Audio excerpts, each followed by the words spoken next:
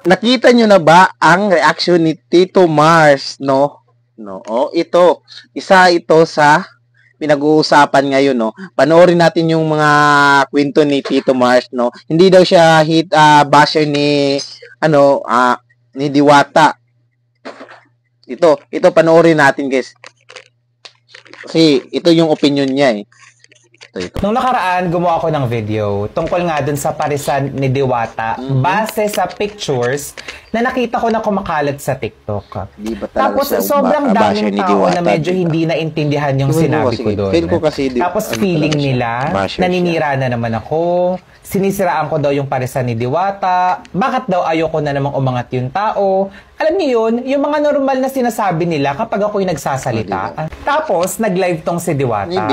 May nagtanong sa kanya kung ano nga daw yung masasabi niya doon sa video na ginawa ko. Ito yung sabi niya. Ayan, naka-live siya niyan, tapos tinanong siya doon about sa video. Nakakalungkot lang kasi may parang LGBT na concern daw ko, no? Kasi ka ganyan. Gusto, ako yun. advice mo. Okay. Ginagawa ko sa buhay ko.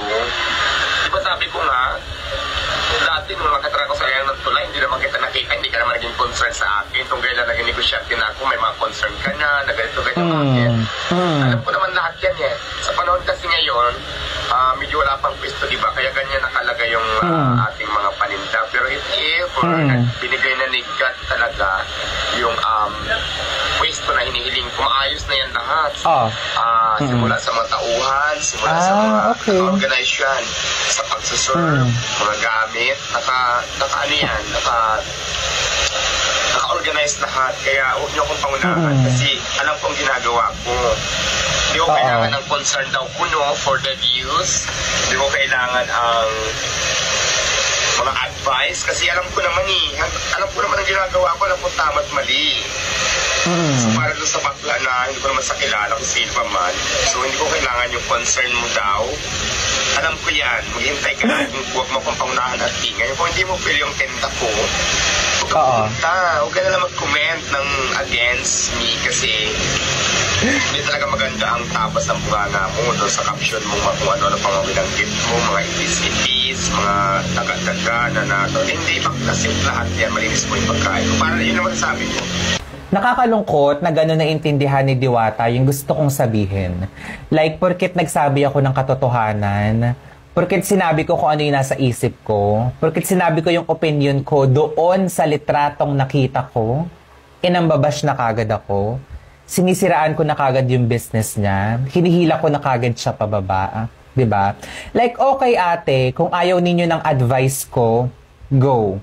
Kung tingin nyo, alam nyo na yung mga ganong klaseng bagay kasi nga business owner kayo, pag mamayari nyo yung business, edi go. Diba?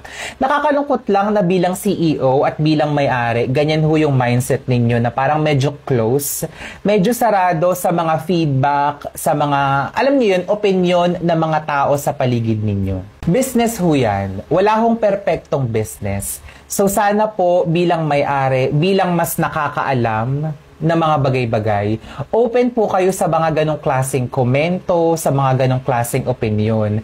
Kasi naman po, totoo naman po talaga yung sinabi ko. 'Di ba? Kung titignan natin tong picture na to, anong may isip ninyo kapag nakita nyo yan? Sasabihin nyo ba na sobrang linis? Sasabihin nyo ba na walang kakalat-kalat, napakaayos, perfect, 100% food safety chururut? Hindi. Diba? Siyempre kayo sa sarili ninyo, huwag na kayo magpaka-impokrita, mga ating nanunood. May isip nyo rin na malinis ba talaga yan? Bakit ganun yung lugar? Bakit ganyan? Diba?